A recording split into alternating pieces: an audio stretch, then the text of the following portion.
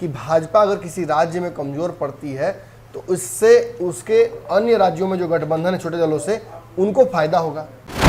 अब ऐसे में जदयू के मन में क्या चल रहा था भाजपा की हार के बाद, ये समझाना, एक्सप्लेन करना जरूरी नहीं है। स्पष्ट था कि जदयू अपने हार से ज्यादा भाजपा की हार से खुश है। जैसे ही वापसी हुई, जदयू ने तो यू टर्न मार दिया। ललन सिंह जो बस के नीचे ठेलना चाहते थे आरसीपी सिंह को, वो भी जैसे हम के पीछे हट गए। उन्होंने भी चर्चा नहीं की उत्तर प्रदेश की फिर दोबारा। भाजपा किसी को भी भक्षण करके अपनी ताकत मजबूत करने में लगी हुई है। ऐसा में जदयू भी उसके रडार पर है। चुनाव में जो हुआ आपको अच्छे से याद होगा।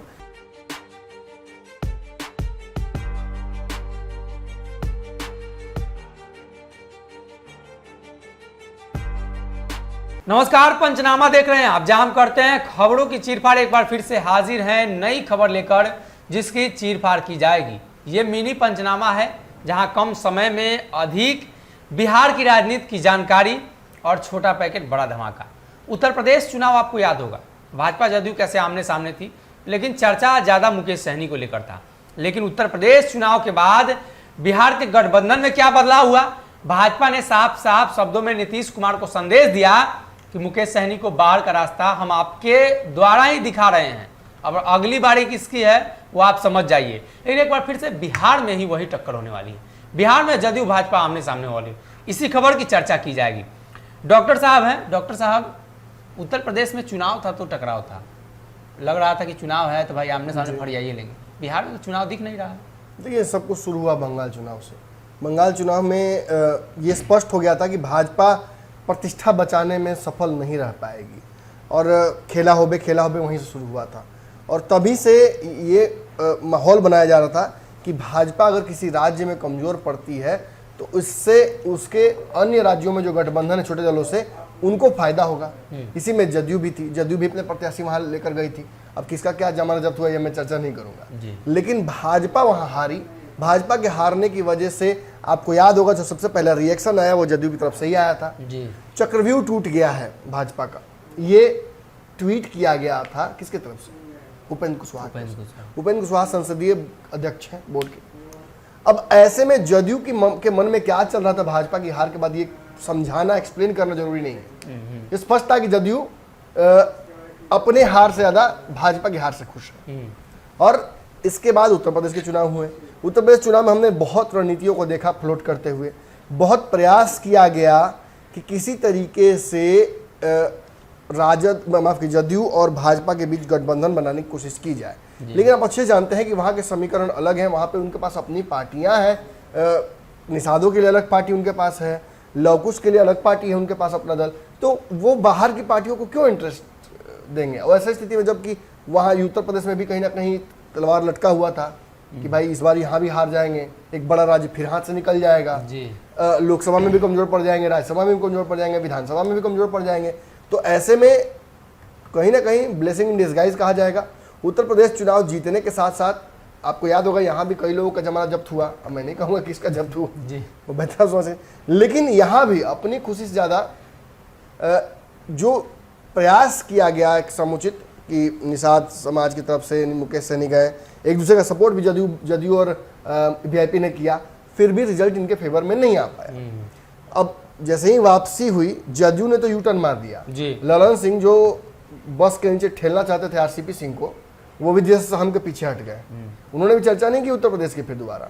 लेकिन ये तय हो गया कि जदयू भाजपा में सब कुछ ठीक नहीं है। बिहार के बाहर ये कहते हैं कि इनका गठबंधन नहीं है, लेकिन जदयू दबाव बनाती है गठबंधन करने को लेकर। और भाजपा अगर जदयू जैसा रिजल्ट लेकर भी आती है तो अरुणाचल प्रदेश वाली घटना वापस रिपीट कर देती है, उनके विधायकों को तोड़ लेती है। तो ऐसे में ये भक्षण आत्मभक्षण जैसा हो जाता है। जैसे कैनिबलिज्म कहा जाता है कि अपने स्वजातीय का भक्षण नहीं किया जाता है, लेकिन यहाँ तो हो जाता है। एक ही गठबंधन के दल है। अब देखिए, भाजपा जदयू के विधायकों को बिहार के बाहर तोड़ लेती है, यहाँ तक कि बिहार में भी तोड़ने में हिचक नहीं रही है। वीआईपी के सारे विधायकों को तोड़ लिया। तो ऐसे में दोनों पार्टियों के बीच विवाद तो है, और वो मैंने बंगाल से उत्तर प्रदेश से होते हुए बिहार आया है। अब बिहार में चुनाव नहीं है तो आप कह रहे हैं कि आखिर बिहार में क्यों आप कह रहे हैं कि दोनों पार्टियां आमने सामने हैं? आमने सामने होने का बहुत सारा कारण है। सत्र शुरू होने वाला है, और सत्र के दौरान आपको अच्छे से पता है कि सीएबी एनआरसी को लेकर क्या मंतव्य है बिहार में जदयू का। जदयू के 3-4 दिग्गज नेता ये स्पष्ट कर चुके हैं कि बिहार में सीए एनआरसी की आवश्यकता नहीं है। जी। नीतीश कुमार ने भी कोरोना का हवाला देते हुए कह दिया कि अभी इसकी चर्चा करने की जरूरत नहीं है। यही जब सीए एनआरसी कोरोना से पहले आया था तो आपको ये अच्छे से याद होगा कि कैसे इस मुद्दे पर जदयू भाजपा के साथ खड़ी हो गई थी धीरे से। लेकिन अब भाजपा, प्रशांत किशोर की वापसी, भाजपा से भूमिहारों का मोह भंग, बोचहा की हार, और भाजपा का एक सुनिए होता है एजेंडा दिख गया। भाजपा किसी को भी भक्षण करके अपनी ताकत मजबूत करने में लगी हुई है। ऐसा में जदयू भी उसके रडार पर है। चुनाव में जो हुआ आपको अच्छे से याद होगा। तो इन सब चीज़ों को जब जदयू एनालाइज करती है तो उसे समझ में आता है कि भाजपा घातक होती जा रही है जदयू के लिए। जी। और मुद्दा केवल सीए एनआरसी नहीं है जी, सीए एनआरसी, इसके अलावा भी मुद्दे हैं। बिहार में जातिगत जनगणना को लेकर नीतीश कुमार इस सत्र में फैसला करने जा रहे हैं। सर, आपने सीए एनआरसी की बात कही तो अभी तो सिर्फ चर्चा सीए पर हो रही है। एनआरसी जब होगा तब तो और महासंग्राम होगा। ये एक दूसरे को फॉलो करेंगे। आपको याद होगा अमित शाह का बयान कि सीए हो जाएगा, उसके तुरंत बाद एनआरसी पर हम चर्चा करेंगे। तो मतलब दोनों में नीतीश कुमार एकदम तैयार हैं। एकदम नीतीश तैयार कहाँ से होंगे? नीतीश कुमार बिल्कुल तैयार नहीं होंगे। नीतीश कुमार अब भाजपा से अलग हटने की तैयारी करेंगे ना। अगला चुनाव उनको भाजपा के साथ नहीं लड़ना है तो वो अपना अल्पसंख्यक वोट बैंक क्यों खोएं, अपने चेहरे का वोट बैंक क्यों खोएं? वो उस वोट बैंक को वापस पाने की कोशिश करेंगे।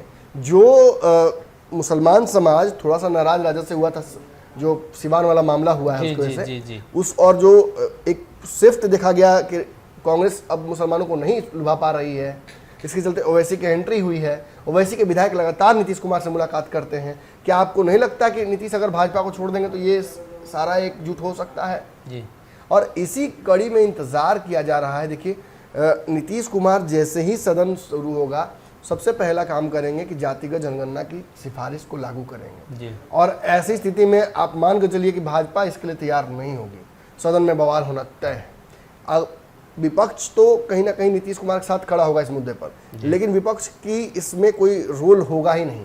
जदयू और भाजपा दोनों एक दूसरे के सामने लड़ेंगे और इससे क्या आपको लगता है कि परिस्थितियां बिगड़ेंगी? तो बिगड़ेंगी, जरूर बिगड़ेंगी। यही एक मुद्दा होता तो हम मान भी लेते। सीए तो आएगा, अपने समय पर आएगा, लेकिन इसके अलावा कई मुद्दे हैं।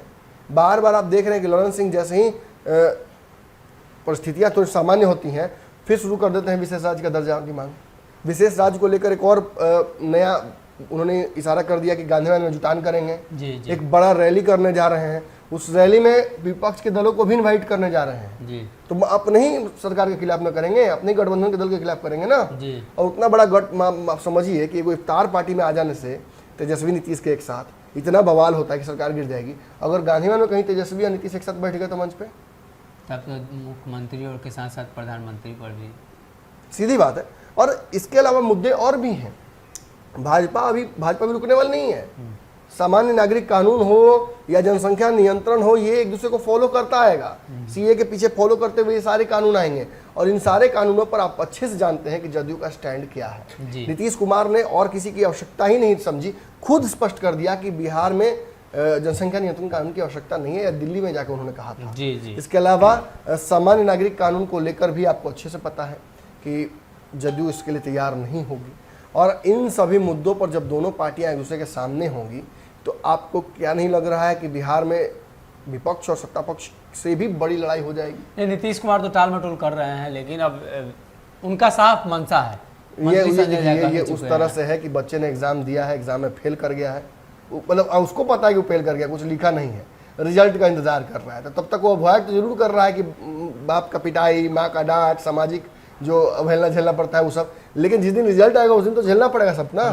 तो जिस दिन ये जुटान होगा बिहार में सदन में, उस दिन तो ये सारी चीजें सामने आएंगी ना पटल पे। और जब चीजें सामने आएंगी तो ऐसा तो नहीं है कि नीतीश कुमार भाजपा के द्वारा प्रस्ताव किया गया सीए का कड़वा घुट्टी के सब सपोर्ट कर देंगे, या जिस दिन नीतीश कुमार लेके आएंगे जातिगत जनगणना का बात, उस दिन भाजपा इनको सपोर्ट कर देगी। किस परिस्थिति में सपोर्ट करती है ये भी देखना होगा।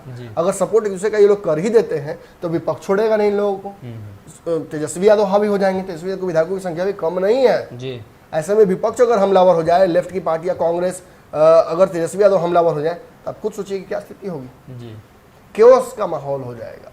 ऐसे में मुझे लगता है कि नीतीश कुमार विपक्ष से लड़ने की बजाय, क्योंकि आगे तो इन्हीं के साथ जाना है, वो सीधी लड़ाई भाजपा से लड़ना चाहेंगे। अब भाजपा को तय करना है कि वो किस स्थिति में है बिहार में, क्या वो बिहार में अपनी सरकार चुनाव लड़कर बनाने की स्थिति में है या नीतीश कुमार के पिछलग्गू बनने की तैयारी फिर करनी पड़ेगी।